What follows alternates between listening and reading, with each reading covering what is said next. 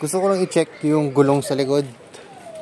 Kasi ito, ang sukat nito ay ito yan.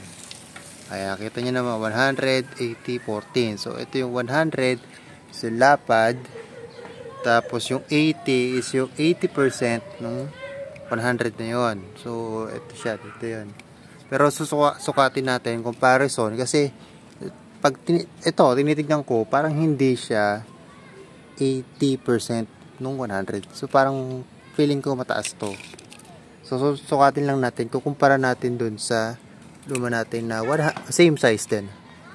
So, ito ay simula ay may pagkanto rito. Parang nasa 2 inches sakto. Tapos tignan natin yung front tire natin ng lumang gulong ano. Alright, so ito yung luma nating gulong.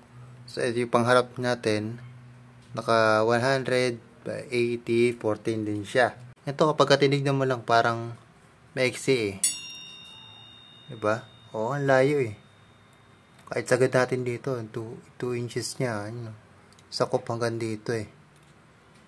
Parang hindi tama yung sukat ng gulong na yun ano. Etong sa Panther tire, malamang po pwede siyang maikumpara sa parang 190 na size ng gulong. Ito, may nakita tayo ritong stock. Alam ko ito ay 90/90. Ayan, 90/90, mataas din siya. Ganyan kataas.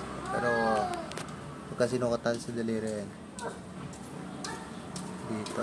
Then, ito ulit yung gamit natin. Parang ang layo eh. Hindi ko alam kung ano ba yung tama o mali. Hindi ko alam kung tama ba to or mali yung iba or ito yung mali mismo. Pero wala namang kaso. Nagtataka lang ako sa sukat niya kasi nga parang hindi siya yung sukat na nakalagay dito.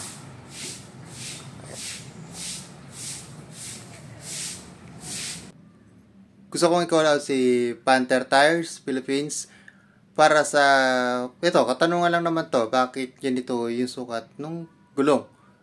Hindi ko alam kung baka factory defect to kasi isang beses pa lang naman ako nakagamit ng Panther tire.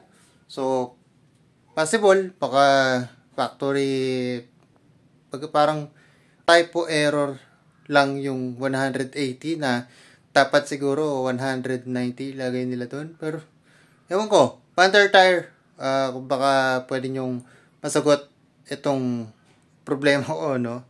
Hindi naman to ganun kalaki, pero just wondering bakit ganun, bakit